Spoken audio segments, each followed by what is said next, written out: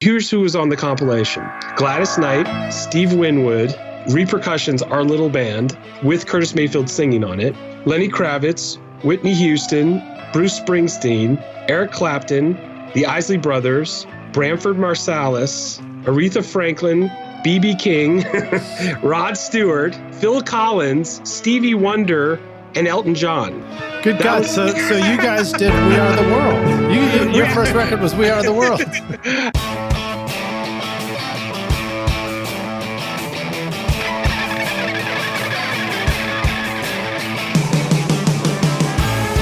Welcome to Recording Studio Rockstars. I'm Lid Shaw, and this is the podcast created to help you become a rock star of the recording studio. Hello, rock stars. It's your host, Lid Shaw, and welcome to Recording Studio Rockstars, the podcast bringing you into the studio to learn from recording professionals so that you can make your best record ever and be a rock star of the studio yourself. My guest today is Danny Wyatt, aka Mixmaster Wyatt, a multi-platinum, Grammy, and Emmy-nominated audio engineer with credits from Ultra Records to Old Dirty Bastard to Norah Jones, and one of the most influential mixing and mastering instructors and course designers. In the last decade, he taught over 1,000 producers and audio engineers how to mix and master modern styles of music from deep house, minimal techno, and trance to hip-hop, trap, dubstep, and drum and bass. Many of his students have had their tracks hit the iTunes and Beatport charts. After teaching at Dubspot, a school for budding DJ producers, he went on to launch his own school called the Mixmaster Wyatt Academy, where you can learn everything about composition, production, mixing, and mastering from the basics all the way to advanced learning. You can check all that out at mixmasterwyatt.com. Mixmaster Wyatt came to my attention through one of our rock stars, a listener named Dan Giffen. Shout out to you, Dan. Thank you so much for the introduction. And you may or may not know this, but I am a self-confessed closet DJ on the side that constantly craves insights into EDM production, mixing, and mastering. In fact, I'll never get back those countless hours spent on YouTube searching for the secrets of dubstep bass wobbles. And though I start this interview as a DJ wannabe, I am hoping that after talking to this Mixmaster, I can finish up as the next Skrillex meets Kill the Noise hopeful. So thank you, Dan Giffen, for the introduction. And thank you, Mixmaster Danny Wyatt, for joining us on Recording Studio Rockstars. Danny, are you ready to rock, man?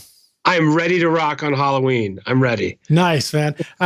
What's a term, if we're going to rock, what's the term we would use for EDM music? Are we ready to what? Drop the bass or something? Go hard. I think are you ready to go hard? All right, cool. I'm so glad I asked. I never would have guessed that was what I was looking for. Yeah, are you ready to rage? But I think we're just gonna. Ooh, I like that one, man. Ready to rage. Let's rage. All right. Let's ready to rage. Okay, so this question is typical on the one hand and a little bit goofy on the other, and that's pretty much sums up me.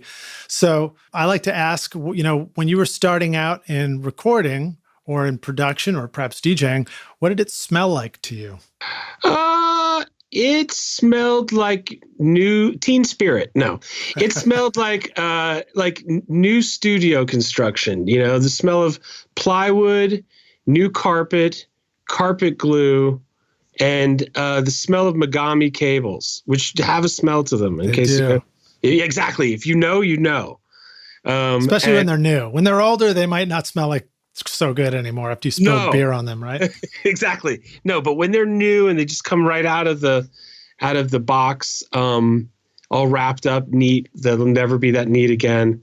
I think it smelled like that. It smelled like, probably, well, I'll leave it at that. I think that it's a kid's show, but it smelled like Megami cables.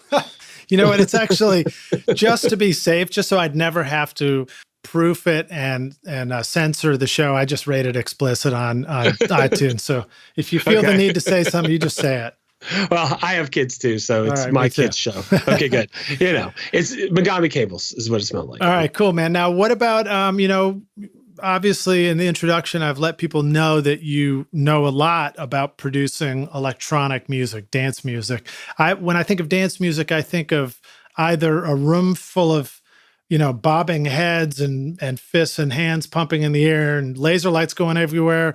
Or I think about, like cool blue lights and fog kind of rolling through a smoky South Beach, Miami lounge setting in a trendy hotel. What about the smell of that? Did you start out in a DJ environment? Were you a DJ first before you got into this production? No. I started out as a musician playing actual instruments. I played percussion, and I started out in a band called Repercussions, which was signed to Warner Brothers in the late 90s. And the guy who signed us was Lenny Kravitz, who signed Prince, same guy. Nice. And so we got signed based on one song. They flew us out to LA, and we got like a $2 million record deal. Wow. And nobody trusted us because we were young. So we had a Gary Katz from Steely Dan, the producer of Steely Dan, was our chaperone. We worked with him and Elliot Shiner, who mixed, produced the Eagles and Steely Dan. We had the classic rock crew set up by Warner Brothers, and we were in at River Sound, which was Donald Fagen's studio, for a year making the album. Did they let you keep the band name? Yeah, Repercussions. Yeah, they liked it. It was fine. And so we were working on our own album, and then Lenny Kravitz had the idea of doing a tribute album for Curtis Mayfield, who had an accident and became paralyzed. And so we did a cover of his song called Let's Do It Again. We played it for him over the phone, and he hadn't sung since his accident where he became paralyzed. A light fell at a show. Wow. And he said, I want to sing the part in this song, and this is Curtis Mayfield. And this is my first production as a major label producer, and I played on it as a musician and recorded it. And so we flew down to Atlanta, and we waited for 4 hours at his estate, and he finally showed up and came, and he sang his part on Let's Do It Again. And everyone, he was in a wheelchair in a bed, and we had a U-87 there. Elliot Shiner was there, Gary Katz and myself. And it was the first time he had sung since his accident. It was the thing that got him back singing, wow. Which is pretty, it's insane. So that was how I started, not as a DJ, but as a musician. So here's my first release as a major label producer, engineer, artist. So here's who was on the compilation: Gladys Night, Steve Windwood, Repercussions, our little band, with Curtis Mayfield singing on it, Lenny Kravitz, Whitney Houston, Bruce Springsteen, Eric Clapton, the Isley Brothers, Brnaford Masalis, Aretha Franklin, B.B. King, Rod Stewart, Phil Collins, Stevie Wonder, and Elton John. Good God. So you guys did We Are the World. Your first record was We Are the World. Yeah, except for it was 17 tracks. And that's how I debuted into this business. That's amazing. What's really, really remarkable to me too, is that Curtis wanted to do that with you guys, despite the name of your band, Repercussions, here on Halloween, as you mentioned. That would imply, of course, that you guys were all dressed up like the Grim Reaper, and you were playing hand drums with scythes, and still like, come on, bring it on, guys.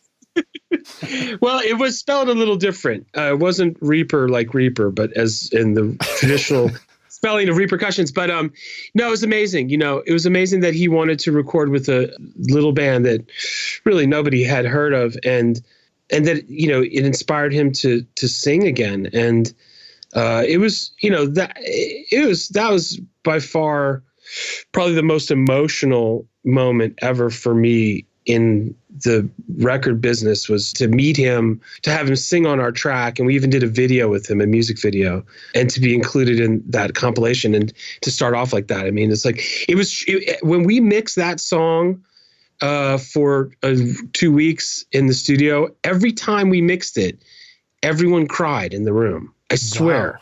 Wow. It was that kind of thing.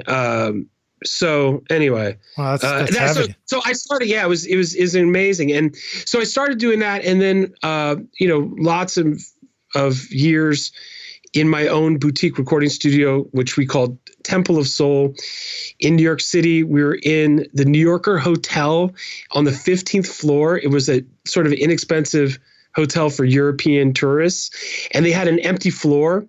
So they thought it would be cool if they rented it out to, music and production people, which was like the worst idea ever, I think, that they had. And we were there for 3 years. I had one of the first Pro Tools studios in New York City, which was a kind of a scary idea because it was very new technology and it didn't work too good at first, but it later did mature. But we lost lots of people's like best takes ever of things, which was scary, but it got better.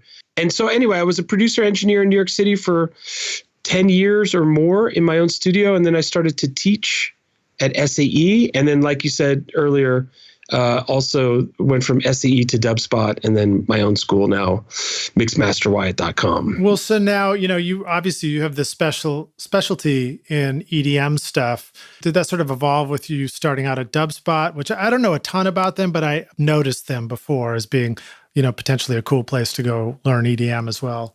Yeah, it was funny. I was at SAE, which was, for 5 years, which was consoles and tape machines, and stuff like that. And digital technology was starting to mature and get better. When it first came out, it was sort of like the little brother and analog was the big brother, and people made fun of it, and, including a lot of my mentors. And when I started in the business, it was analog. I mean, there were a couple digital tools, but it was all tape machines and, even digital tape machines and consoles and stuff. So I was really there for the transition. I did all kinds of music in New York City, and dance music was part of it, but hip hop was a big part of it. I was the sort of head engineer for Raucous Records, which is Rupert Murdoch's son's label with two of his friends from Brown. And we had the cool backpacker hip hop going on with Mos Def and Talib Kweli. So I did all the sound bombing records, lots and lots of backpacker hip hop that became famous, but I also did a lot of club music as well. So it was just being in New York City on Friday and Saturday night. There's a club going on, and it was a real epicenter for that.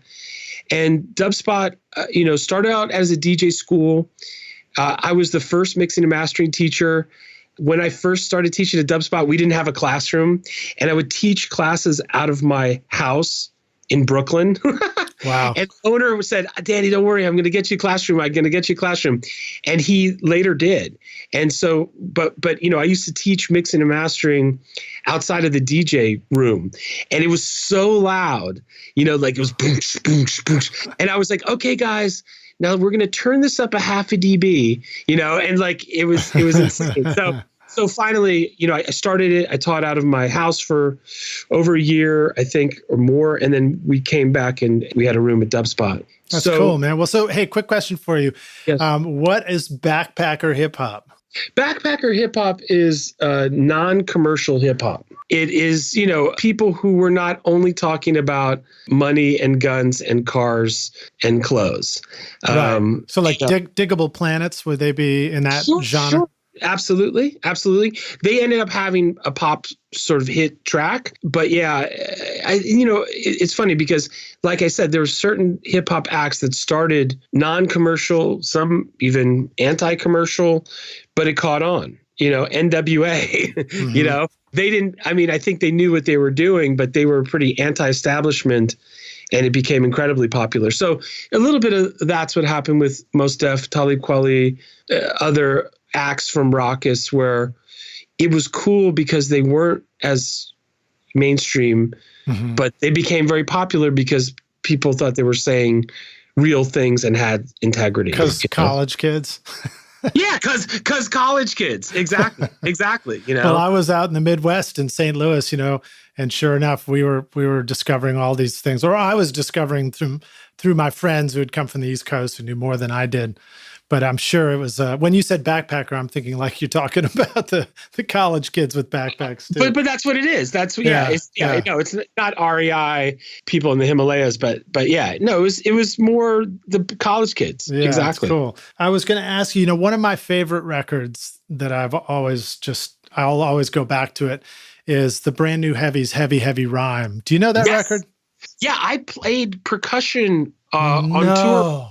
Oh yeah, oh yes, and I also did a recording with India Davenport for Ultra Records for Wax Poetic, which also featured Nora Jones on that compilation as well. So, I played percussion with a couple shows on tour with them, and they were amazing. And they were probably the closest thing to what Repercussions was, which was sort of like retro, very optimistic soul music played on real instruments. Interesting. Yeah. I love the real instrument thing, and I want to see it come back again. I want more of it. I do remember, LL Cool J, Body Count, that was sort of the live band thing, but it was sort of leaning towards the heavy sound, right? And I don't remember whether that came first or later, but I think it came a little later, but real instruments will come back because laptops and plugins are so accessible that a lot of that music is the music that's being made now. And of course, a lot of it's just absolutely brilliant. And maybe it's harder to get someone who plays an instrument and get a microphone and record it. But my favorite music, really has a little bit of a blend of both. And I think that hopefully will be the future, which is sort of like the tightness of electronic productions with the looseness of some human imperfection and performance. I mean, I know how I do it. I plug something in and I play, and then I go grab the one bar where I was in the pocket. And I just loop it till the end of the song. Yeah, no, I think there's a lot of ways to do it. And that's a lot of fun. I guess Pretty Lights is kind of an interesting example of a guy who, what did he do? He went to a bunch of musicians, recorded them, and then printed them to vinyl and then sampled them. There's all kinds of things you can do too with organic things that, takes it out of the sample pack world. Like Gautier, wasn't that their big story behind Somebody That I Used to Know, which was that the title of the song? Yeah, I think so. Yeah, that they sampled the instruments and then programmed his own samples of his own playing back or something like that. Yeah. I think, somebody, a student of mine played me something where they just sampled everything from their kitchen and made a track. And it was insane how good it was. Fresh sounds, even if it's not the fanciest mic. I think our ears start to shut off when we hear the same sounds all the time. Absolutely. They're not fresh. I am making this prediction on this podcast that we're going to see more organic elements in music, and it's funny because, man, rock, it's not cool right now, Dang it, I just released my rock record. Well, it's going to be cool now. Now it's going to be cool again. But I mean, seriously, if you listen to the radio, you drive around commercial radio, it's not happening. But I've been doing this so long that I've seen skinny jeans come into fashion, and then bell bottoms came into fashion, and then skinny jeans again. And I've seen rock kind of be big and then go away and come back, and it all cycles, just like fashion, it does. But I'm going to throw out a prediction or a theory about what you just described about sort of the natural sounds coming back. So laptops arrived, computers arrived, all of a sudden there was GarageBand. Everybody had access to making their own music with their own stuff.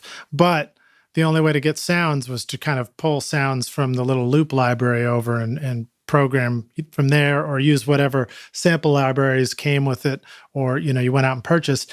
And probably now, the interfaces, the quality of the simple, inexpensive USB mics and headphones and everything the bar has dropped so low that now everybody's going to have the ability to get a pretty great acoustical recording into that GarageBand on the laptop for their own productions. Yes, exactly. And they shouldn't shy away from that just because they don't have a very fancy mic or preamp or anything. And there's a charm to lo-fi things that are really honest. And I think there's more of that. I totally agree. Yeah. And I think it's going to be cool. I mean, it's already cool. Yeah. All right. Well, yeah. Exciting stuff. So I'm looking forward to jumping into some heavy hitting questions here. But before we get going, Danny, I like to ask our guests for an inspirational quote. Have you got something you'd like to share with us about getting excited about recording music? Yes. And I hope you haven't gotten this quote before, but my favorite inspirational quote is from Hunter S. Thompson. Nice. About the music business. And he says, "The music business is a cruel and shallow money trench, a long plastic hallway where thieves and pimps run free and good men die like dogs. There's also a negative side." I love it. I have heard that quote before. It's such a great one. Great punchline. So that's my favorite quote. And the inspirational part about it is just a few things. One, independent music is thriving. I entered this game through the major label portal, where people were like lighting cigars with $1,000 bills, and we had sushi 3 times a day in the studio. And, there was it was like an evil fraternity, and there was a lot of waste, honestly. And then, I had a lot of very talented friends who got signed to record deals, and they wouldn't put the record out, but they wouldn't release the artist. So I agree with Hunter S. Thompson, but I think what we're seeing now is that independent music is thriving. Mm-hmm. And it's much less of a cruel, shallow money trench with a long plastic hallway. There's more of a meritocracy. There's more, even though there's still music marketing and stuff, it's more people's choice and less corporate, driven in a way. And I think that is a beautiful evolution, that the nature of the business itself has changed. And when I listen to, when I go to Beatport, for example, where a lot of our students, have their releases and stuff that I mix and master ends up there, and I listen through to all these independent labels and all these independent producers and engineers too, because there's engineering happening. I'm blown away by the creativity, the work ethic of everybody, the HD precision of the mixing, mm-hmm. and the inventiveness of the music. It's incredible. And this never could have happened if we were stuck with the same 5 record companies. So anyway, that's my because all those new guys, they would have had to be our assistant first, so we could have kept them down. Well, yeah. And then, of course, if they're your assistant, you never want them to succeed, and you become a permanent assistant. And, that's another long, shallow, terrible plastic hallway. We're joking, of course. But no, I'm with you, man. I like that you call it a meritocracy. And I know that a lot of complaints that people have about the quality of the art form that goes out there is that, maybe people aren't incentivized enough to put in the real 10,000 hours towards mastery, or maybe people lean on these automation tools too much.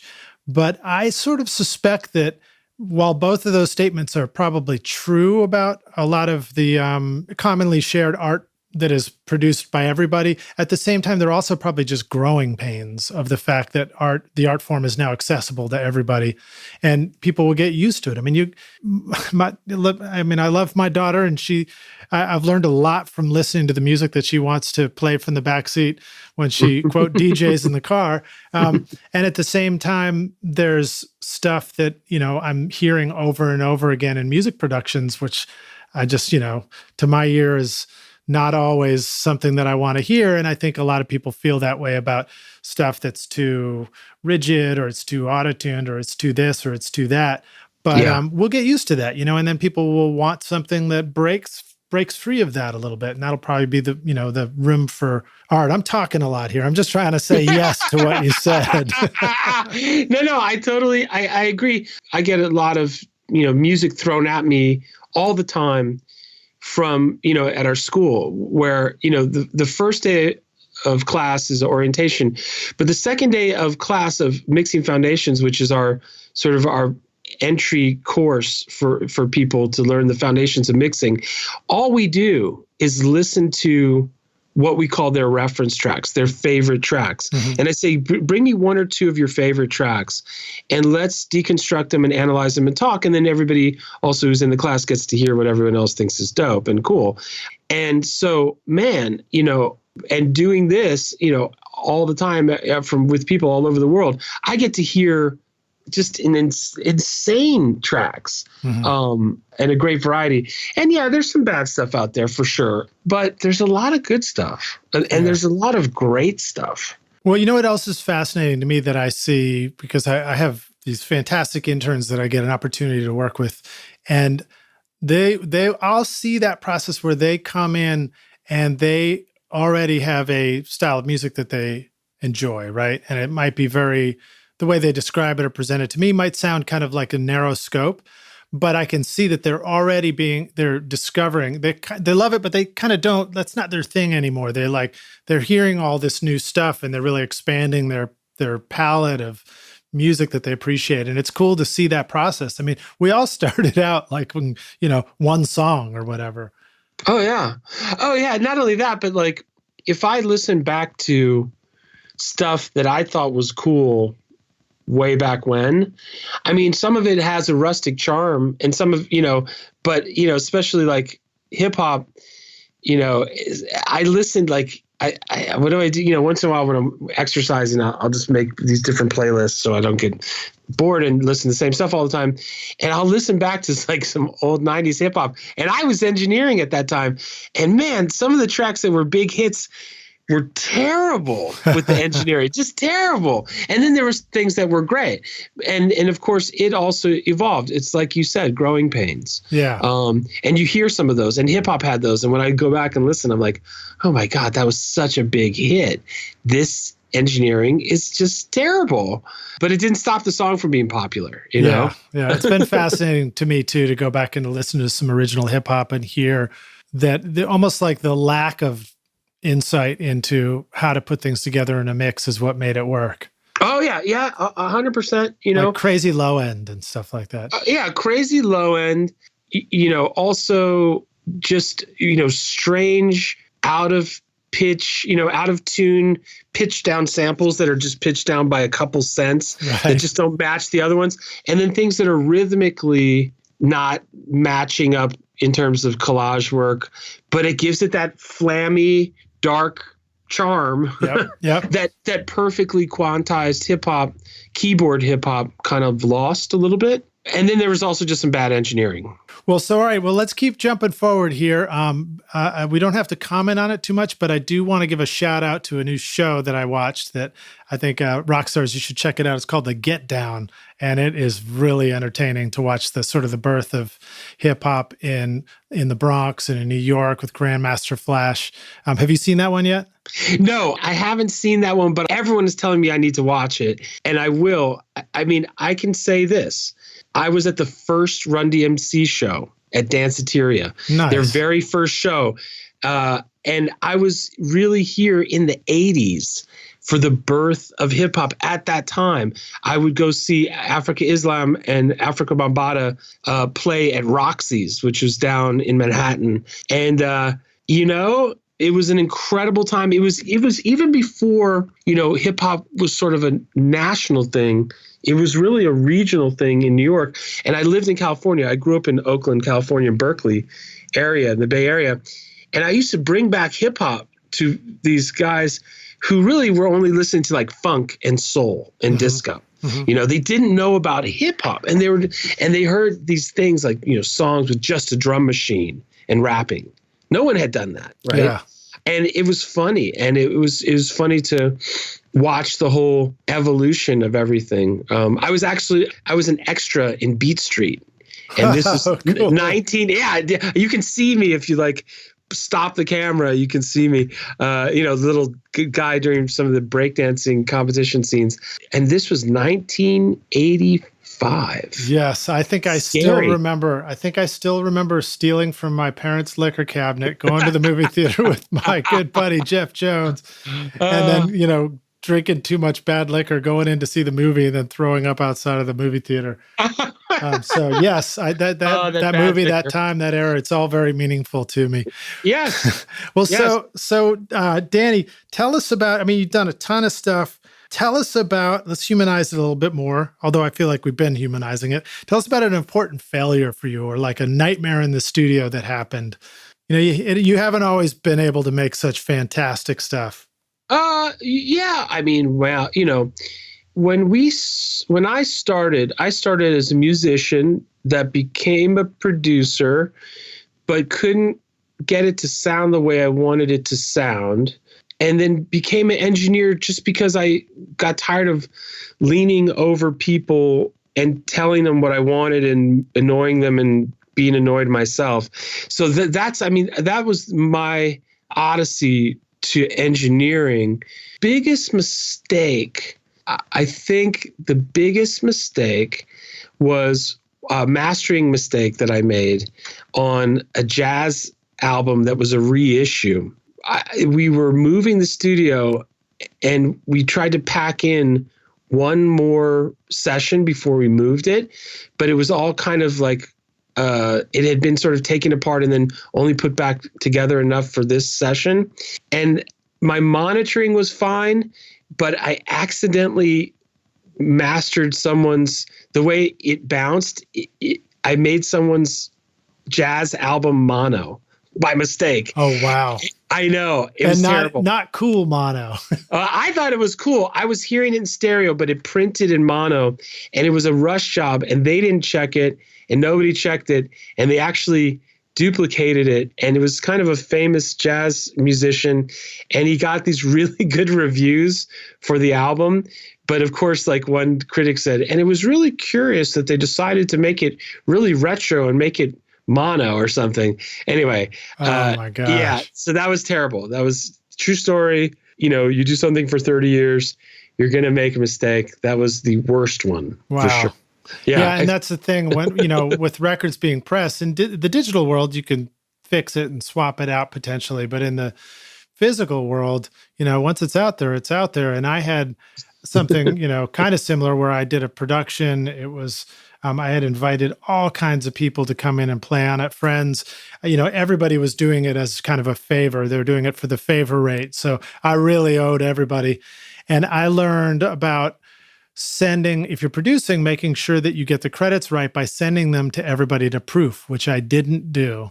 Yeah. And it wasn't until the record was out that a friend pointed out that, like, one of my best friends who played bass on the record, I had completely omitted his credit on the song. I felt so terrible. Not quite as, all encompassing as mixing the entire thing in mono, but still, once it's out there, it's just like, what do you do? Yeah, no, like you said, no, it wasn't good. And these days you could just swap a file, but at that point there were 20,000 copies shrink wrapped. And, like I said, people still liked it. And I like a lot of stuff that's in mono, but it was not on purpose. Well, it's going to become like that copy of the Beatles album with the Butcher photo on the front cover. It'll be the one that's worth so much money down the road.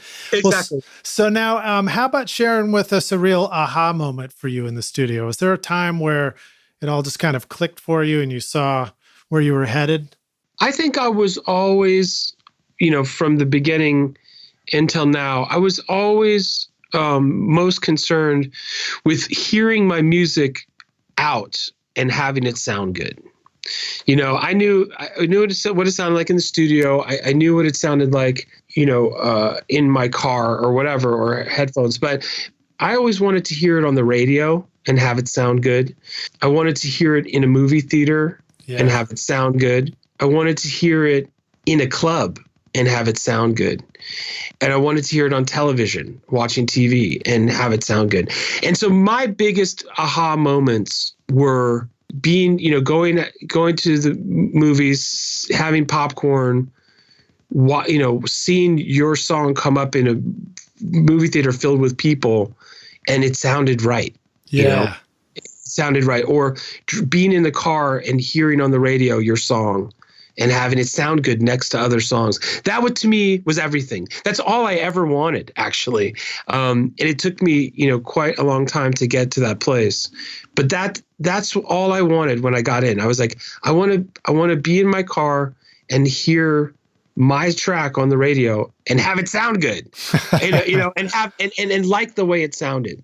So those were my big moments where I was like, you know what, all of this, everything to get to this place, this makes it worth it. And it's funny because when those experiences come, radio, other things where they're, bookended by other songs, wonderful if your song comes on and it really sounds better, but most likely you're just thrilled if it just doesn't suck against the other songs, if it sounds as good as the other songs. It's like, it's ironic that we aspire to just try and be like a middle schooler and not stand out in a way, Well, but that's the thing. And I think that's the thing with mixing and mastering too, is you're getting rid of the problems. Yeah. You're getting rid of the things that bug you. So if you get rid of everything that bugs you, then it sounds good, Yeah. And there's a million right answers. There's, for any song, there's a million correct answers, but there are such things as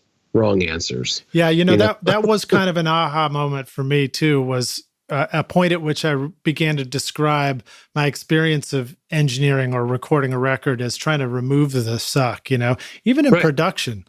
It's just like there's it's wonderful to get to inspiration and all these things, but I guess the takeaway is you got plenty of work to do in front of you just to try and take out all the stuff that really is messing it up. 100%, and what I also teach at the school is you get good at going from the most obvious thing that you need to fix to the next most obvious thing that you need to fix. And you have to proceed in that way, because if you sit there messing around with little tiny things, but you have a huge glaring thing you need to fix, then you're wasting your time, because when you go fix that big glaring thing, it changes the relative reality. Yes. And all that time you spent playing with little nuancy things was a waste of time and energy. So yeah, that is part of, definitely production or anything, trying to just go from the most obvious thing you need to fix to the next most obvious thing you need to fix. Yeah. As long as you're not talking about something in my personal life, because I don't want to address those things.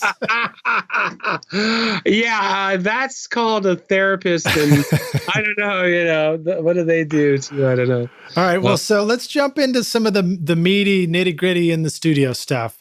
I've written down a bunch of questions. They're all pretty much, they have EDM in caps. I don't know. Do you capitalize EDM? I seem to have done it when I wrote these down. I think you do. All right, there you go. Yes, I think you do. So first lesson right there, we got an answer, is rock stars make sure to capitalize EDM when you write it. But tell us more about EDM. Can you give us a quick tour of EDM? Yeah, I think, EDM, electronic dance music, it came out of the disco movement, really, sort of, it did. And I think in the 90s, there was Nervous Records and Masters at Work and a lot of house music. And I think it really evolved from there. And then from there, it splintered into a million different branches of the tree. I guess that's a mixed analogy that doesn't make sense, but it sprouted into different branches of the tree. And a lot of it came out of, I think, London for a long time, drum and bass and garage. And then, of course, hip hop is not EDM, but hip hop sort of turned into trap, and trap is EDM, I would say. If you wanted to be really particular, EDM is what now is called, sort of more creative, musical, upbeat dance music. And if you go to the Beatport charts, they have, these never-ending genre names. So now Big Room is the new one, and it's replacing progressive house. But then there's minimal, and there's techno, and there's tech house. And then there's progressive house, there's deep house, there's tropical house, there's future bass, there's future house, and I'm serious, so far, there's trap. What am I missing? I think that's where's dubstep? There's dubstep. Yes, dubstep, absolutely. Thank you. There's dubstep, not as big as it was maybe a couple years ago. Well, they don't know about the new one coming, Lidge style. They don't know about that one yet. Yeah, I think you have to put bass and future in it. Okay. Future Lidge bass style. I think you're going to be your title. But and then there's IDM, which is intelligent dance music, and then EDM becomes more sort of like some festival kind of music that's not as song based as maybe a Calvin Harris kind of progressive house track or something like that. Mm-hmm. That's radio and pop, or David Guetta or that kind of thing. So or Swedish House Mafia, these kind of pop vocal productions things. Yeah. So it's a big world, and all the genres are real, and they have their own followings, and people go to certain clubs on certain nights or certain parties because they only like minimal. They want to stay in a minimal headspace for 3 hours, or they only like tech house. Mm-hmm. They want to stay in a tech house vibe, or whatever it is, or techno, which is really having a huge resurgence. And there's this the new techno is like, it's incredibly well crafted with lots of dub influence. When I was doing all my hours of YouTube searching and looking for, the secret to that Skrillex dubstep sound, I went through this phase where I just had to know. And that's where I went to go look. And somebody had a comment on a YouTube video once where they said, they were hating on it. They just couldn't stand it. They said, it just sounds like Transformers having sex. And a light bulb went off, and I was like, yes, that's it. That's what I love about it. That was my comment reply. I was like, that's exactly it. You've nailed it on the head. Thank you for describing why I love it so much. Yeah, there was another one that said it sounded like, a fax machine assault or something. I mean, it's like, like these funny dial-up connections and stuff. But yeah, it's interesting. Dubstep, I think, to my feeling, my sensibilities, started kind of in England, very reggae influenced. And if you listen to Mala, some of the early things, it was sort of for reggae fans in a way, or a lot of the early stuff was. And then it kept getting harder and harder. And then there was bro step, and that's really true. And it just got more mid-range synth assaults on your ears, about as much mid-range as anybody should ever probably listen to. Any relation to bro country, which is making a big splash here in Nashville? No, I don't know about bro country. What is bro country? Well, I think that refers maybe more to the lyrical content. It's just truck, fishing, beer, girl. I thought that's just country. I'm no expert, man. I'm no expert. That's my out for all this stuff. Well, so thank you for giving us that. I love that. There was, you didn't mention two-step. I feel like there was a garage two-step style or something. Yes, there was. Garage two-step. Yes, and I was a big fan of Mike Skinner, The Streets, when that came out. Of course. And then there was a guy who came across my radar, and I've never been able to find him again, called SK. Does that sound familiar to you? No. Oh, well, still lost. Sorry, SK. I'll find you one day. We'll find you. So now let's jump into some of the how-to stuff. Now, sure. Danny, share with us a secret about getting big bass in EDM. Yes. Big bass in EDM, there's a couple things about it. One, your basses have to be bright enough. If people think about bass as being a low frequency instrument, and certainly there's a lot of low frequency in bass, but if you don't have a good mid-range, then you can't hear it on earbuds and small speakers. And even in a big system, people underestimate how the mid-range makes it feel big. So to get good mid-range on your bass, usually we do multiband saturation. EQ, as we know, kind of moves energy around that exists, and saturation creates new energy. And so Trash 2 would be a great plugin for multiband saturation. So that's a big one there. Then you have to make sure that your bass is sidechaining well and that it's playing nice with the kick. You know, I always say sidechaining is like two people dancing the tango. One person sticks their leg forward and the other person has to stick their leg back at that exact time. And so that's how the bass and kick have to work. And the kick is usually dominant and the bass has to step back. And so getting proper side chaining is critical.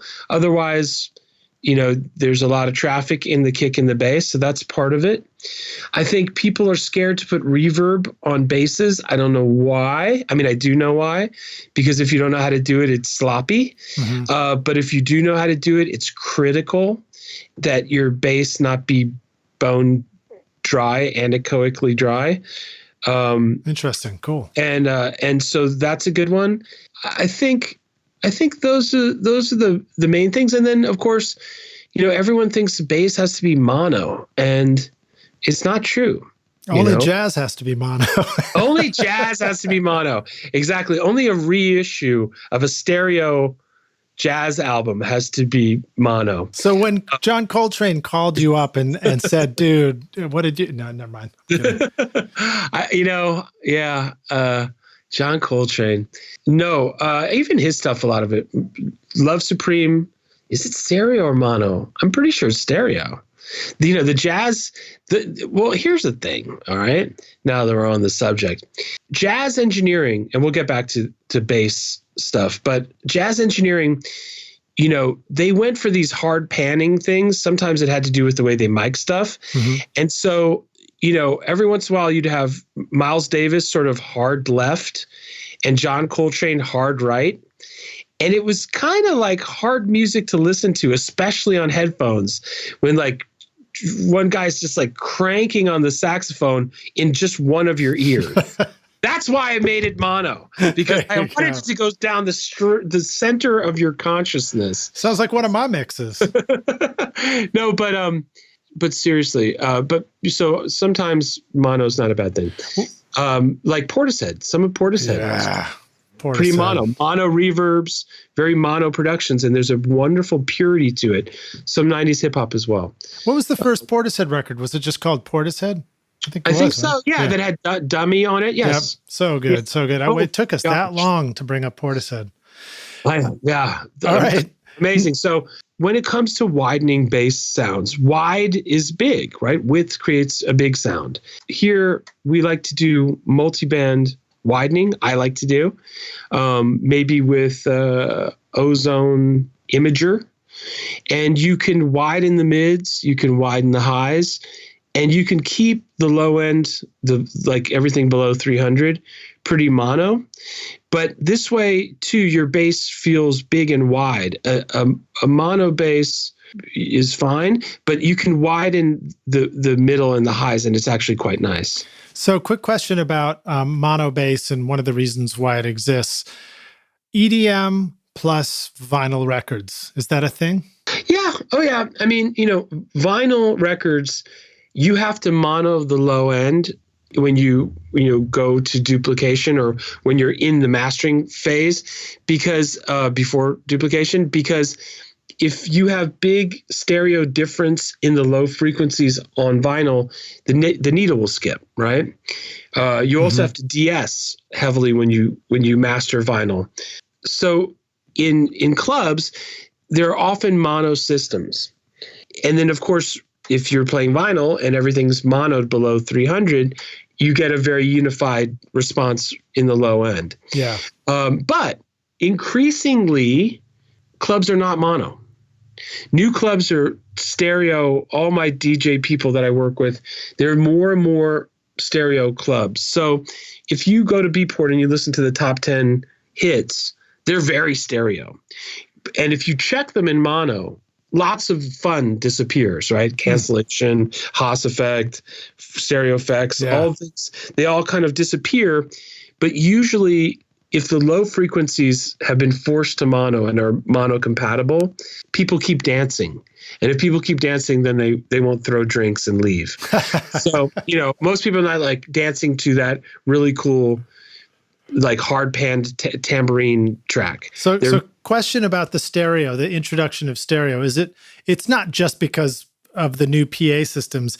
Does it have something to do with the fact that DJ is more of a celebrity now, and it's like we're facing the stage, and so we're actually experiencing stereo, whereas club music used to just be speakers all around the room? I love that theory. I hadn't thought about that. That's a very good theory. I think it's that, but I also think that club music is pop music, and radio music, especially last year, Calvin Harris, the biggest radio songs were EDM club songs. Mm-hmm. And I think they had to be stereo to compete and sound good next to other pop tracks. Yeah. Plus we're listening on earbuds and we're taking this stuff home with us. Yeah. And you're on the train commuting, or you're in your car, and you can't have this like mono pop song come on with Rihanna singing. Yeah. So, so I think there's in one ear. In one ear, exactly. No, please not in one ear. So I think that's what happened is as EDM became pop and adding more vocals and things, they fell into more of a pop stereo width production. Okay, now how about, you started to talk about the sidechain, the importance of it. How about the extreme version? What do we need to know about getting that awesome pumping sound that just makes, even when it's quiet, it sounds like it's so loud? Well, I think the pumping is energy that's created by the sidechaining pretty much. Once you get the bass sidechain ducking to the kick, you can get other things, other relationships sidechaining. You can have the synths sidechain duck to the kicks, but you can also have the synths sidechain duck multiband to the bass to make a groove and also to do some sort of low mid management. Mm-hmm. So you can create all kinds of a very elaborate sidechaining structure, and this puts life in what could otherwise be kind of like stiff productions. Yeah. So I hear, these mixes now where it's like, and it's this, and it really creates a sense of excitement. And a couple of questions come to mind when I hear that. One is, are there some usual things that are going to need that treatment in order to get that sound? Or is it something where you just kind of need to try it on different stuff until you start arriving at it? And have you found like great processes for how to quickly try side chaining, compressing all these different elements of the mix? And then I'll ask my second question in a moment. Yeah. I would say, my favorite sidechain tools is FabFilter Pro MB and also FabFilter Pro C2. Those are just incredible sidechaining tools, super precise, all kinds of control, really good sound. So, yeah, I think sometimes it's a mixing thing, sometimes it's a production thing. I think sometimes things that sound sidechained actually just have some very elaborate sound design, especially when it comes to some envelope work. Lots of crazy volume, very elaborate volume automation that can make for some glitchy things. Glitch hop. There's another genre we forgot. Nice. Glitch hop. Yeah. So sometimes it's the volume automation, and sometimes it's sidechaining, which is kind of the symbiosis of a couple different elements and how they relate. So I think either sometimes you want to make it really subtle, so you feel a groove, but you don't hear the sidechaining. Not me. Okay. Sometimes you want to flaunt it, and make it the big flavor. So I think it's sort of track dependent. Yeah, you haven't seen my record cover yet, man. I'm all about not subtle. Okay. Yeah, sure. So all right. Well, now here's the flip side to that question. So you figured out how to make all this pumping sound, everything's breathing in the right ways. What are the things that you probably don't want to do any compression on? And on either end of the spectrum. So for example, do you typically have one of your kick drums that's just not getting compressed and it's just at a steady reference level that everything else is kind of pumping around?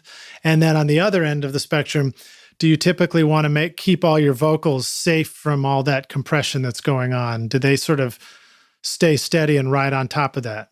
Yeah, I mean, there's compression on individual elements and groups to create power, because that's what compression does. When done properly, is it creates power.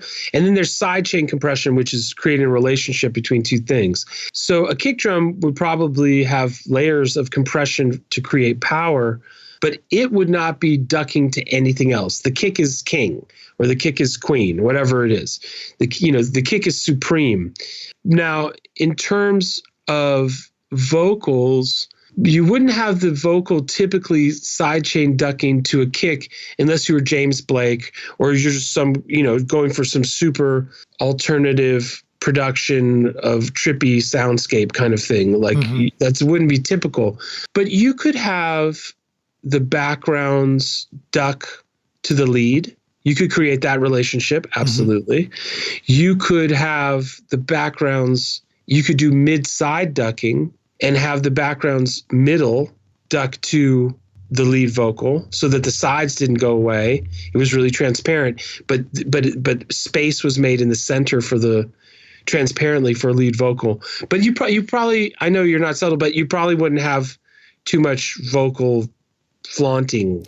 Right. If your lead vocal is ducking with everything else, it sort of gives the impression that you overcooked your mix. Yeah, or that you left a cassette out on your dashboard in the sun or something, I mean, yeah. And again, if you're going for that sound, that's cool, but not typical.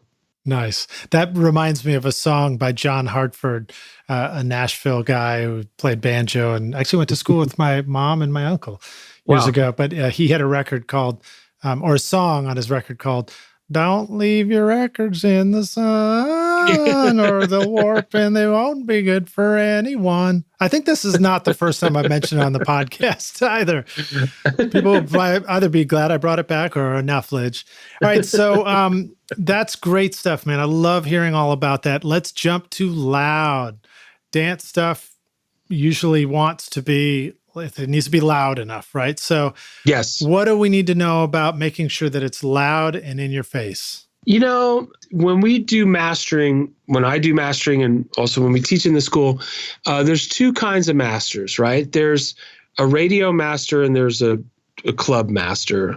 And the radio master can't be too loud, because if it is too loud in radio transmission, the limiters squash down on it and they're just bots. They're not people, and it sounds bad. It's better to have it be a little bit quiet and have the expander pull it up a little bit than be too loud and have the limiters auto squash down on it. It sounds terrible on the radio. So radio mastering, they don't want to make it too loud. There's a pocket in which, they want to keep it so that it sounds good on the radio. And that's nice for radio mastering, because making it sound, we always say you can make it sound loud or you can make it sound good, but it's really hard to make it sound loud and good.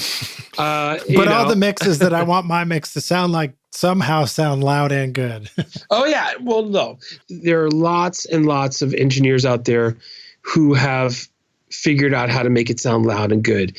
And not just commercial mastering places, but actually production camps all over the world that have figured out how to do it. I think the way I teach it and the way I do it is I will get a reference track of something that would be likely played before or after the track, and I match the power. I look at LU meters and RMS meters and stuff, but I'm really trying to switch between them and just think that if I was dancing, would I keep dancing, or would I stop dancing and throw my drink and leave? And so it's about matching the power. So power and loudness are not the same, right? Things can be very loud and not powerful. And things can be very powerful and not loud. And what people want in a dance club mastering, into club mastering, is they want it loud and they want it powerful.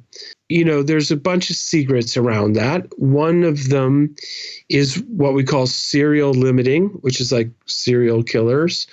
I thought that's what I do on Saturday mornings when I tell my daughters that's enough. One bowl over cartoons. Exactly. Except for this one, this cereal is with an S. But yes, it is the same. It's the exact same thing. No, but seriously, if you have a few limiters working, then no single limiter has to do all the heavy lifting. And you can achieve a loudness that is actually a lot less. If you try to get everything out of one limiter, that limiter is going to cry and distort and probably sound bad. But if you have 2 or 3 limiters all doing a little bit of the work, you get a more transparent limiting with more power and less artifacts. So that's one real tactic in making it loud. And, I'm not one of those hater mastering engineers who thinks like, oh, well, if it's loud, it sounds bad. No way. It can sound, if it's loud, it can sound bad, but it can sound great. Yeah. So that's one thing. Another thing, if you're going to make it really loud, is to have some serious side chaining going on. If you're not side chaining hard enough, you won't be able to get it loud, period. That's interesting. Because that wall of congested low end prevents the loudness. Yes. There's only so loud that any of that can get, right? Which is like what? White noise at 0 dBFS. And it's like, if you're mixing and you want to have that stuff that's up front, like right as front will go, then the only place left to go is to push things back, right? Well, it's also that low frequencies eat up headroom more than any other part of the frequency spectrum. So what happens is, if you don't have to make it as loud, you can keep more of that lowest octave, that like 30 to 60, right? Which, and it's cool because if you don't have to make it as loud, there's some wonderful deep subs down there that are fun. But if you have to make it crazy, crazy loud, you do have to restrict some of this, the subs, the really super low subs. And, it always makes me cry to cut them because I love my sub frequencies. But as you start to trim them a little bit, you'll see your volume, your loudness come up. Yeah. So serial limiting, a little reductive EQ on the super low lows, and then, getting the right mid-range, which is part of loudness, just because our ears are not linear. And, and that's oftentimes a lot of saturation. And then you have to de-ess it, even if it's digital. Vinyl would skip. Digital is not going to skip. But if you're listening to something very, very loud, you have to limit the dynamics in the mid-range so that it doesn't hurt and that it can sound smooth. Yeah. So that's another part of the loudness game. But I'm not anti-loudness. I'm always up for the challenge. Knife Party makes some very loud stuff and it sounds great. Amon Tobin makes some very loud music that sounds great. There's lots of examples of really loud Spinning Records. They really release quite a bit of very loud music that sounds wonderful and smooth and powerful and great. So that's cool. Yeah. I'm not a hater when it comes to that. Well, so something that I think I've noticed about my own mixing and mastering, for me, the ultimate, I'm not going to clubs so much. So for me, it's still all about the car. I go to the car, Sure. I turn it up. I'm like, I've nice work, Lidge. Or I'm like, oh, Lidge, you did it again. Go back and remix that thing. But something that kind of hit me one day was I tried to pay attention to my own experience, and I realized that I think my indicator for how loud I want to turn up my stereo in my car to that, that point of crank or whatever it is, where I'm like, then that's me turning it up loud, is the mid-range. Yeah. That tells me in my ear that I have made it loud. And at that point, if the bass coming out of my car stereo seems balanced against that, then I've got the bass right. That's right. I mean, that is what it is. I think, the mid-range is the final frontier. is what I always tell everybody. Yeah. Everyone, the first thing people learn how to do is brighten stuff up. And they're like, wow, this is my bright period, like Picasso's blue period or something. This is my bright period. Yes. And then everything's bright for a month. And then people learn how to put subs in things. And they're like, look, I can put subs in things. This is just amazing. Then they start to fill in the mid-range. Yeah. And for me, I've been doing this, I hate to say it, like over 30 years. I'm still learning. I really am. And it's wonderful. Like it's such a big playground between, 300 and 2K. It's amazing. What does 700 do? What does 900 do? What does 1.5K do? What do these things do? What does 500 do? What does it mean to me? Yes. And it's so cool once you start to play in that playground a little bit, because you find things. That's great, man. Dude, you're so full of quotable quotes. The playground between 300 and 2K. I just want to take that out of context and start saying that around the world. Put it on a T-shirt. Well, so Danny, I'm going to keep pushing you, man. It's just too good. Your answers are fantastic, and it's not just because I'm a closet DJ. It's because your answers are fantastic. Now that we've sort of established how to get the highs, the lows, and the middle, and everything as loud as you can go, let's talk for a moment about the production and, the why behind this stuff. So sure. What's the secret to creating an awesome groove in EDM? Sidechaining, period. Well, in mixing, I'm talking about production. Still, same thing? Yeah, absolutely. Absolutely. Because, to see where we started today talking and where we are, if you get humans who are holding instruments to play together, they groove, and it's beautiful.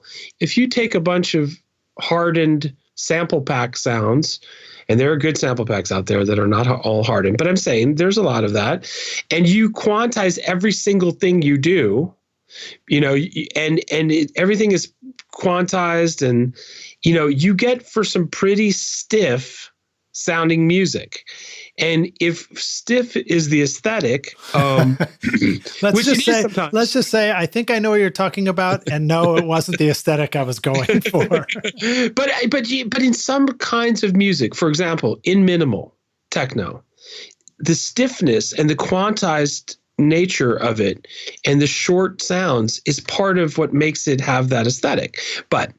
And even that has grooving elements to it. But to make programming groove is sidechaining, and it's mixing and it's production. But that's what makes things groove and bounce.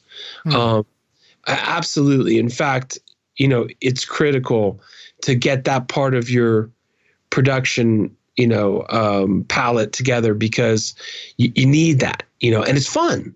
Once you get everything to work together like that, and everything's bouncing and grooving and ducking to somebody else, and you create an incredible sound that you can only achieve by doing it that way. Now, let me dig in a little deeper though. Let's talk more about quantizing. So if maybe typically the kicks and the snares are kind of very on the grid, does that go for all the subdivisions and hi-hats too, or is there room for looseness?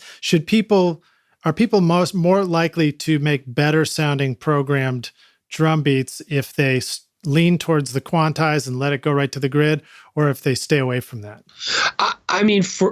For me, I like as little quantizing as possible. I like the human imperfection of things. I think it's more interesting. I think it's easier on the ears. I think it's more expressive. It requires a little bit of musicianship, not a ton, a little bit, because you can still play it for 5 minutes and pick your favorite 4 bars. But I like that, so, and that comes to drum programming and everything. Do you have a sort of a controller surface and it's responsive in a good way, and you would play things in by hand maybe? Or do you drag and drop things onto the grid and have it be human somehow? No, I think you can drag and drop things onto the grid and you can make it be human. But I think if there's, a certain amount of performance in it, it makes it better. And, I'm finding too with me, myself, I started out as a producer, but I'm doing much more engineering these days.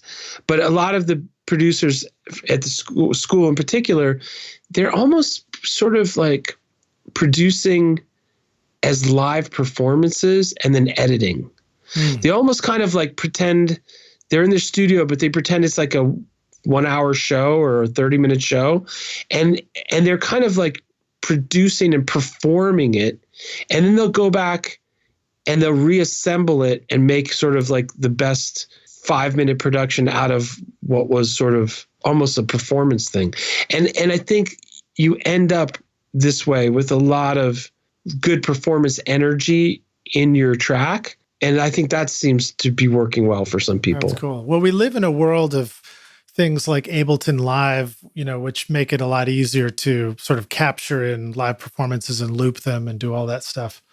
Well, so Danny, one last question about sort of leaning towards the why, and then I'd love for you to tell us more about Mixmaster Wyatt Academy before we take a break and then do the jam session after that. Tell us, how do you get a room full of people to dance? How do you keep them from throwing drinks and leaving the dance floor? I think that's the art of DJing.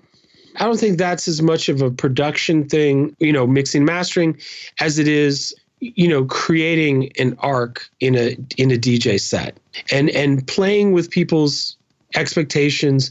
I think music is always about tension and release, building attention, building the expectation, and then the release from delivering it. And I think that that's the real art of DJing, is playing with the familiar and the unfamiliar. You can't just do all the familiar. It's too predictable and boring. You can't just do all the unfamiliar.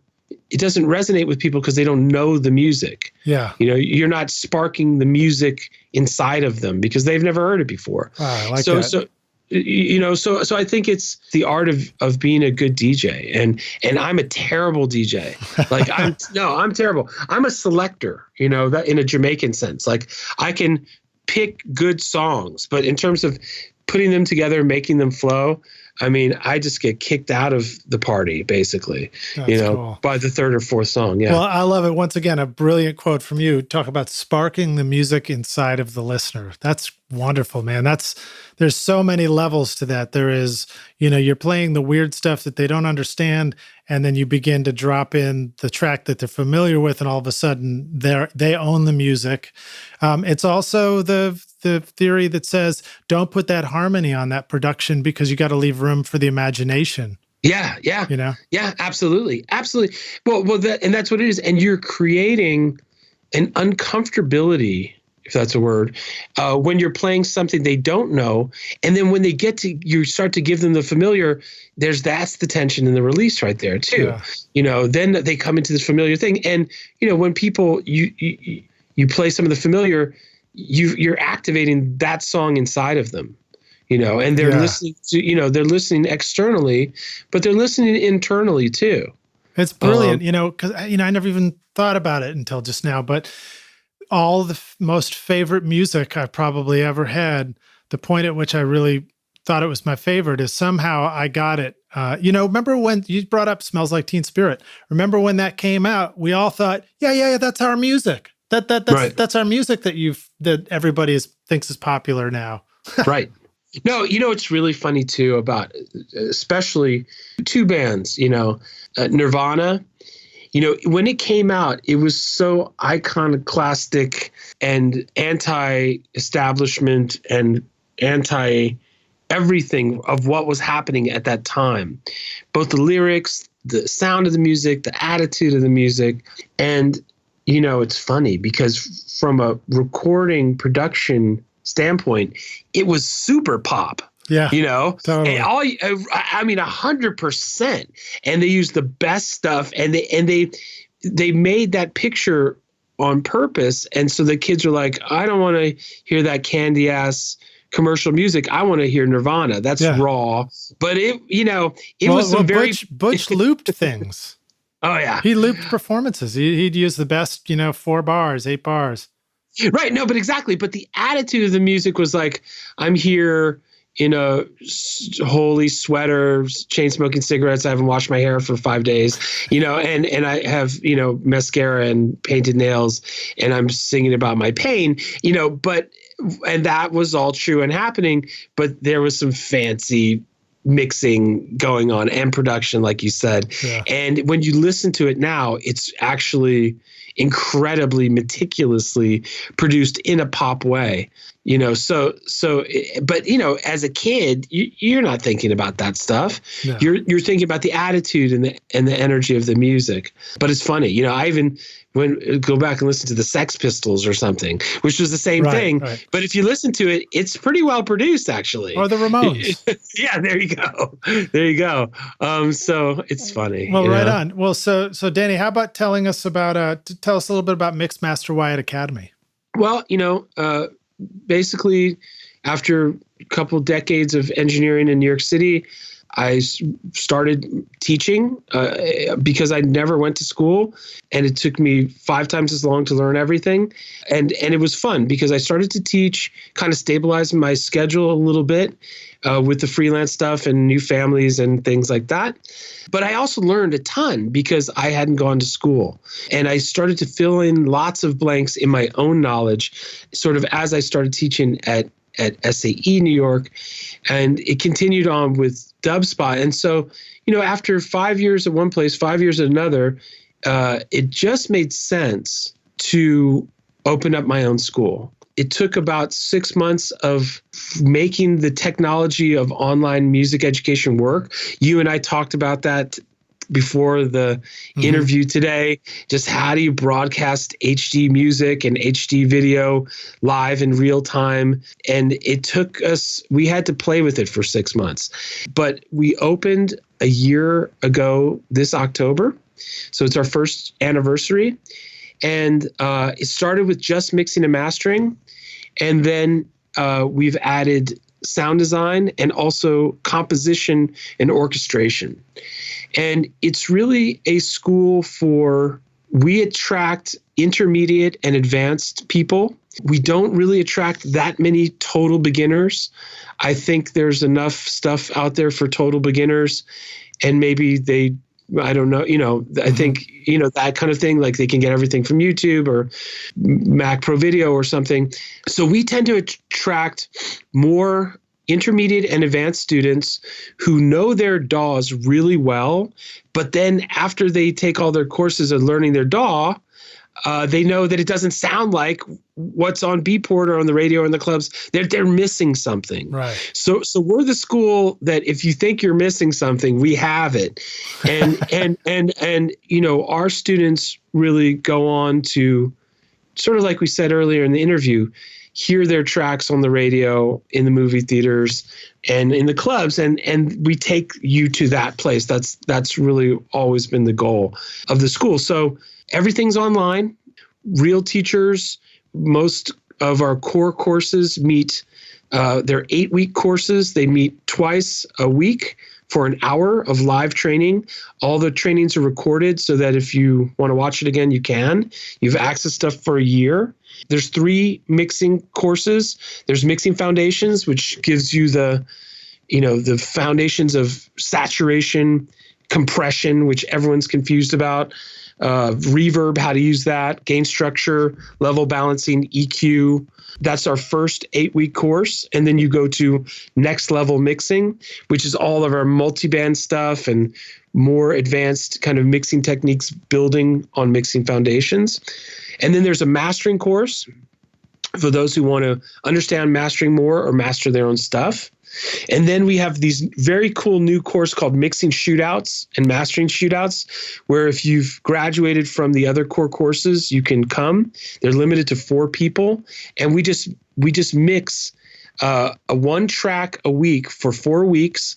You present it on Tuesday. You get to hear everyone's version, get to see what you did right and what you could have done better. And then we present the final on Thursday, and we have a winner. And then we go on to the next track. So those are 1-month shootout courses limited to 4 people. Cool, man. Yeah, it's really fun. It's ridiculous. It's crazy.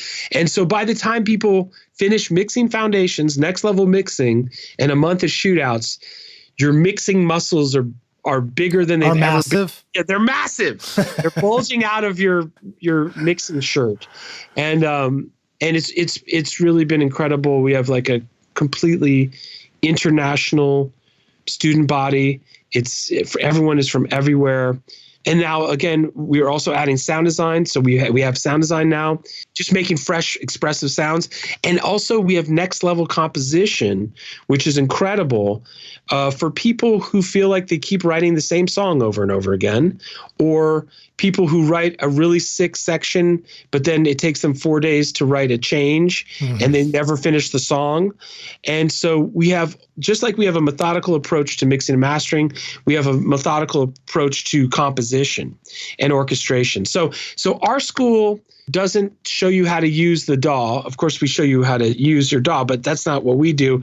It's once you know things, you come to us, and we're like a graduate school. Yeah, no, it's very cool. I mean, there's some things I noticed about it right away. So first of all, you talk about like the mixing a week. This is not for somebody who's casually, doing it as a hobby. This is somebody who's ready to get serious about studying and really going through a program you're going to come out on the other end knowing what you know. Even the prices of your courses, they're not $20 courses. These are like, you're ready to invest in your learning and commit to really doing a great job with this stuff.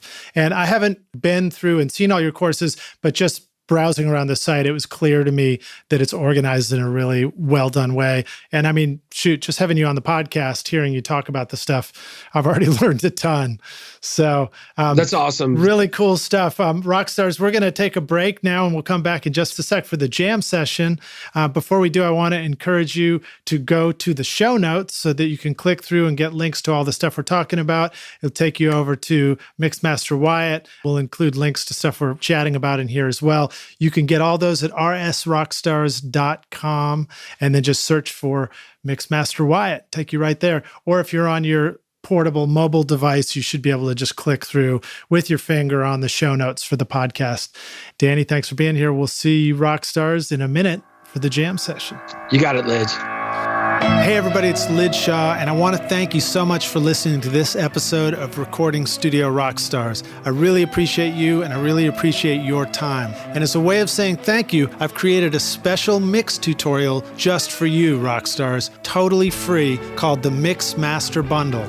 With it, you get over 2 hours of detailed videos watching over my shoulder as I mix a song in my studio. Plus, I give you the free ebook that explains how I recorded the tracks. And you get downloadable multi-tracks so that you can practice your mixes, including the Pro Tools session file, using nothing but stock plugins in Pro Tools, all of which you would find in any other DAW, whether you're on Logic or Studio One or Reaper. Maybe you're struggling with trying to improve your mix technique, or maybe you just simply don't have access to multi-track files or can't record a full drum set in your studio. I wanted to give you a chance to create your own mixes from full drum kit, bass, and guitars recorded in my studio.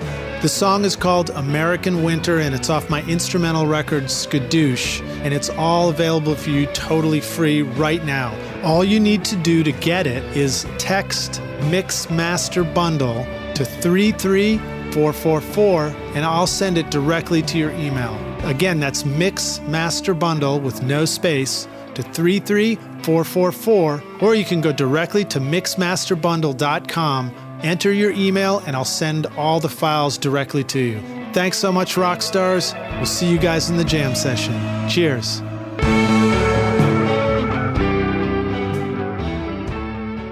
Rockstars, welcome back. We're here for the jam session. My guest today is Danny Wyatt, aka Mixmaster Wyatt with Mixmaster Wyatt Academy. Welcome back, Danny, hey, Mixmaster. Are you ready to jam? I'm ready to jam. Awesome, dude. When you were starting out and recording, what was one of the big obstacles that was holding you back? I think two things. One was a lack of a workflow. I think I didn't go to school. I didn't really learn. I tried to teach myself everything in an age of pre-YouTube. It took a very long time to learn like that. I think that was one thing. I think the second thing was when I started, it was the birth of digital, and it was not mature yet. And so analog stuff was really expensive, and digital stuff was not really ready for prime time. And I was caught in between these two things. So I think I had to wait for digital to mature in a way to get my foot in the door. And that is how I got my first platinum record with Blues Traveler, which was, I was the only guy crazy enough to run Pro Tools in the early days and run a 48-track session when, tech support thought I was crazy at Pro Tools. I remember tech support. Yeah. Oh, yeah. They'd say, go reformat your hard drive and call us back in 2 weeks. Yes. That's all they would say to you. It was, but again, it was an early technology, and we all knew what we were getting into. But I think when I started. Well, I didn't. Well, it's probably good that you didn't. Yeah, I think when I entered, I was in between cycles. Yeah. All right. Well, so now how about some of the best advice that you received as you were launching your recording and music? I mean, I think there's technical advice and there's philosophical advice.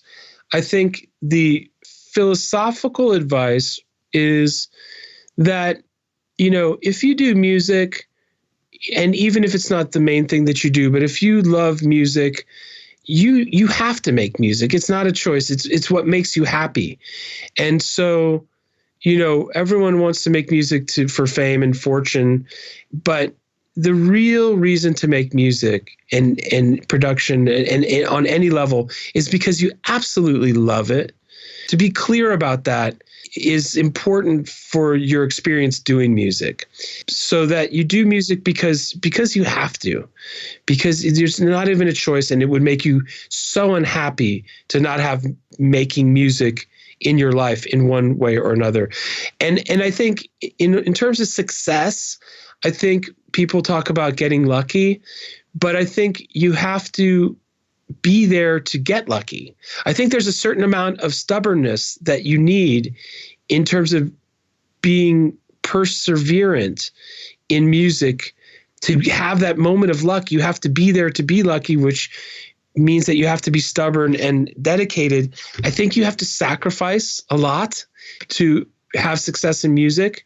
I think the god of music, the goddess of music, only appreciates sacrifice. It's incredible, but it's true. So I think those are all philosophical things. I think on a technical level, I was able to watch some of the best engineers of our time do what they do, and Ted Jensen, to be in the room with him, Elliot Shiner, Bob Power, Chris Athens. I mean, some people will know who these people are. Yeah. Some people may not. But they're some of the top engineers of our century or whatever, millennium. And I got to hang out and watch them. Their attitude, their demeanor at the job, the way that they approached pressure, the way that I saw them approach problems. I was able to work with them in a real professional work setting with everything that comes along with that, and see what they did. And there were so many workflows, techniques, philosophies that I was able to absorb. And that's what I've sort of put into my school. So it's just so many to mention. I don't know if I could mention one, but it was, I think the greatest thing was being able to be in New York City at the right time with all of these people during a certain part of music production heyday in New York, and see everything happen was the luckiest thing to me in general. I think that's the best way I can answer it. Well, that's cool, man. That's cool. All right. Now, how about sharing with our listeners a recording tip, hack, or secret sauce, something that our rock stars could use today in their studio? I think a great thing that you have to get into, everyone, is just reductive EQ. Learning how to use EQ to remove the unwanted frequencies and clear space for an uncongested mix where everything is moving and grooving together and not bumping into each other. I think so many people do so much in terms of, saturation, compression, limiting, and boosting EQ. But if you're not taking out the traffic, you can never get a good sound. And when I lived with Elliot Shiner at River Sound for a year on and off, and I looked at his console, I remember looking at this vintage Neve 8068, whatever it was, from Motown, and I saw all these cuts in his EQ, and I was just starting out, I was just learning. And when you learn EQ, you just boost everything. Yeah. And you're like, wow, cool, boost. High end. Yay. And so when I saw all the cuts, I was like, Elliot, what's going on here? And he was like, no, the good engineers, the enlightened engineers, we cut. And then we boost after we cut, and the unenlightened engineers just boost over the garbage, and they end up with these congested mixes. So I know that's not the sexiest topic in the world, but reductive EQ is critical.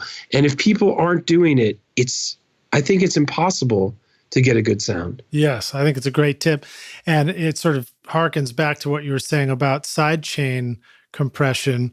Compression is about taking levels down to move things out of the way. Reductive EQ is about taking levels down to move frequency ranges out of the way in a mix. 100%. Absolutely. Yeah. And if you don't do it, you're going to get one of those situations where you push a fader up and nothing happens. And we've all had that experience. You push up the kick and it doesn't get louder. Well, guess what? There's a problem. And the problem is that the mix is congested in those frequencies. And you have to make a runway, a clean runway for all the instruments.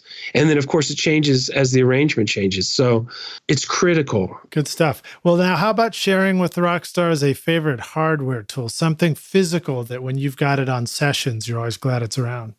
I think that the Empirical Labs distressor is just like the best thing ever in modern compression engineering, in terms of physical hardware. And when people ask me, they say, oh, I'm building a home studio, I'm going to be doing a lot of tracking, I want to have a compressor in line as I record, and I want to have one that I can mix with. I always recommend that. Mm-hmm. It's such a ridiculous beast. They put so many classic compressors inside that compressor. It can do so many things. You can put harmonic distortion in, not put it in, filter things, have it be an LA2A, have it be an 1176. You can absolutely crush things. Mm-hmm. And take all the dynamics away with no distortion. Or you can take all the dynamics away with a ton of distortion. There's nothing it can't handle. It has ridiculous headroom. I think, that is just, if you're going to get a single dynamics hardware tool for recording, you cannot beat that thing, in my opinion. Yeah, that's cool. Yeah. So I'm a big fan of that. I don't have one right now, but I've used them like crazy in the past, and I miss it. It's reminding me. I got to get back to my distressor. I'll send you two for Christmas. All right, cool. Well, thank you. So now how about either a favorite software tool for the studio or something that you're just excited about, something recent that you're really digging that would be cool, on a session? Yeah. I mean, I guess I'm in a dynamics mood tonight. So, I think for software, I'm a huge fan of FabFilter. They're out of Amsterdam, and they, in our school, we have two kinds of tools. We have clean digital technical tools like Isotope and FabFilter, and then we have analog vintage modeled things like UAD and Slate. And you kind of have to have both to get to Rome. And so within FabFilter, Pro MB is an unbelievable multiband dynamics tool because it can do downward compression, which is what we usually think of as being compression, but it can do upwards compression, and it can do downwards expansion and upwards expansion, and it can do it multiband, and it also can do it mid-side processing, and it's clean. And once you have all the saturation going on that you want, and you just want to manipulate the signal in a HD digital way, you can. And I don't think that there's anything exactly like it. I know that there's similar stuff, but in my opinion, there's nothing exactly like Pro MB. So it's a unique and powerful tool that I think everyone should master, because once you get good at Pro MB, you can do all kinds of things that you never thought you could do. before. That's cool. I have the FabFilter Pro EQ2, which I've been messing around with, and we actually just made a fun video about it recently. And it's really cool and it's fantastic. And I'm really looking forward to checking out the compressors and the multiband.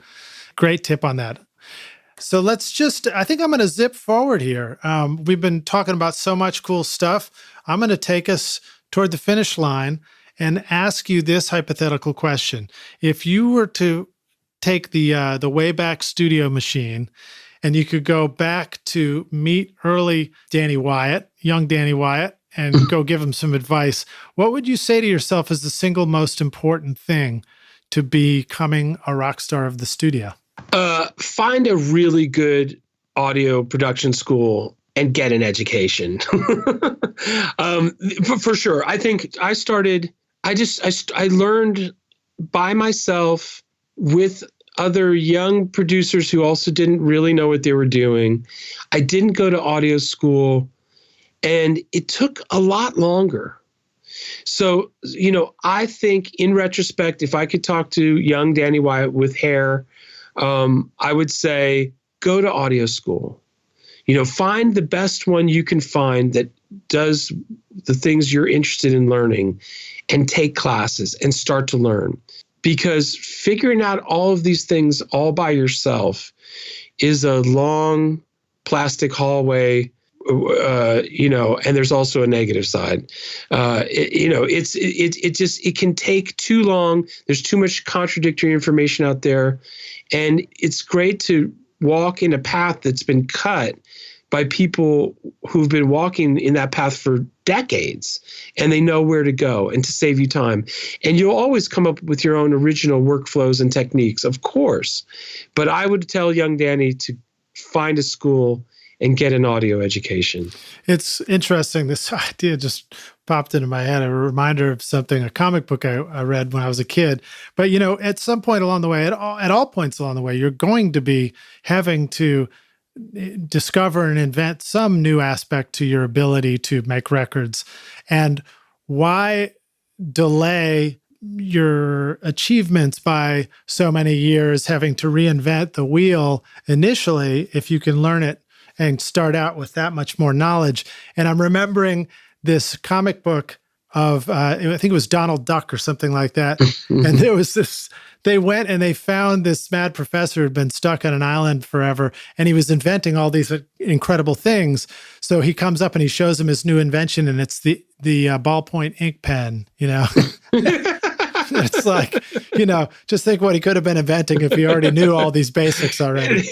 No, exactly. And I think it's one of the things that inspired me to teach and to also create my own school is just how much fun it is to be in a community with other people who are like-minded, who want to also learn, and to be able to make big progress in your music in a shorter period of time, and where you're not inventing a ballpoint pen, and you're able to get up to speed and then create your own techniques and everything. I think, and the funny thing about me now, again, doing this for a long time now, it keeps me in ridiculously good shape in terms of mixing and mastering and audio production. I'm always learning. I'm still always learning. Yeah. Which is just so much fun for me, because when I'm not teaching, I'm freelancing. So I'm always putting all of our systems into practice all the time. And it's fun for me to come out of a class and I learn something and I get to put it into my own practice. It's so much fun. It's incredible. That's cool. Mixmaster Danny, please tell us and our listeners how they can find you. How can they learn more about you and what you do and follow you? You can follow us on Twitter, Mixmaster Wyatt. But the best thing is to go to mixmasterwyatt.com, and look at the website, explore the website, look at the courses, make your way around the website. And we have a live chat on our website that is almost always open, and everybody uses it for big and little things. So if you are curious about a course or what course would be best for you, and if you want to talk to me, just hit us on the live chat and just be like, hey, I'm interested in mixing foundations starting in November or February or whatever, and we will take care of you.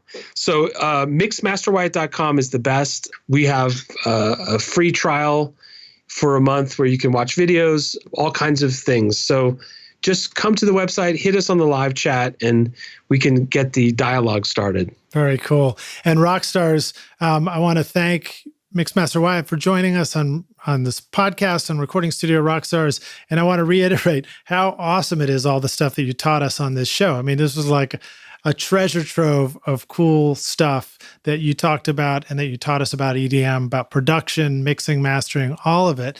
So Rockstars, I want to encourage you to please help us help more people and use the share button. If you really enjoyed this episode with Danny Wyatt, just even on your phone, find the podcast. There's usually a share button right there. Send it, pick one friend that you've got a text number of or an email that you think might be interested in. Just send it to them or post it on Facebook or Twitter or wherever you like to share stuff. But I just wanted to put that out there and encourage you to please spread the word. So Danny, thanks so much for joining us on Recording Studio Rockstars. You completely rock, and you, what was the word we had before? You rage, dude. I rock and I rage. Lidge, thank you so much for having me. I really enjoyed being on the show. Rockstars, come hang out with us at the school. We have something for everyone. We have courses without teachers. If you just want to binge watch, hundreds of hours of video, you can do that too. But thank you for having me on the show. I really enjoyed it. Groovy, man. Well, thank you. And we will see you around the studio and the school. Okay, perfect. Thank you for having me. All right. Cheers, man. Cheers. Thanks so much for listening to Recording Studio Rockstars. If you enjoyed the show and want to help make it better, please leave a rating and review on iTunes to help reach more people. You can click directly over to iTunes or go to recordingstudiorockstars.com/review for an easy explanation. And if you want more free content, all you have to do is text RS Rockstars to 33444. Again, that's RS Rockstars to 33444, and I'll keep you in the loop with articles, videos, and podcast updates. And I'll let you know about any upcoming giveaway offers, all totally free. Thanks for listening. I'm Lid Shaw, and this is Recording Studio Rockstars. Now, go make great music.